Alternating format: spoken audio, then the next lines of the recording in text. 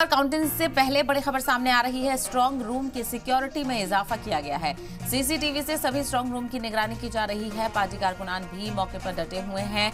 हर जाविये से नजर रखी जा रही है। तो सीसीटीवी से स्ट्रांग रूम की निगरानी की जा रही है और इसके अलावा पार्टी के जो कारकुन हैं वो भी अपने तरफ से पार्टी के लिहाज से यहाँ पर निगरानी रखे हुए हैं और कल सुबह से ही वोटों की गिनती का अमल शुरू हो जाएगा और नतीजे भी आने शुरू हो जाएंगे। तो सबसे सटीक नतीजे सुबह 6 बजे से लगातार सलामी टीवी पर आप बने रहें नतीजों के लिए। पल पल की अपडेट और हर कॉन्स्टिट्यूएंसी से भी अपडेट आपको पहुंचाते रहेंगे।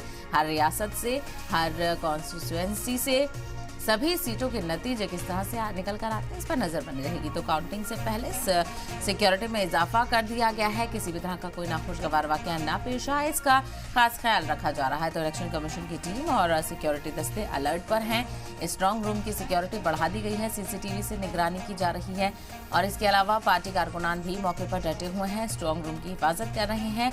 तो वहीं सिक्योरिटी दस्ते भी तैनात हैं। स्ट्रांग रूम को लेकर चौकसी बरती जा रही है। तो कल वोटों की गिनती होने वाली है। कल चुनावी नतीजों का दिन है और आने वाले 5 साल मुल्क का इक़्तिदार कौन संभालेगा, इसको लेकर भी तस्वीर साफ हो जाएगी। तो 7 मरहलों के तहत हुए चुनावों के नतीजों का दिन आ चुका है और इसको लेकर स्ट्रांग रूम में चूंकि तमाम तर ईवीएम्स रखी गई हैं, वीवीपैट्स रखी गई हैं, इसको लेकर कड़ी निगरानी की जा रही है और सिक्योरिटी में भी इजाफा किया गया है।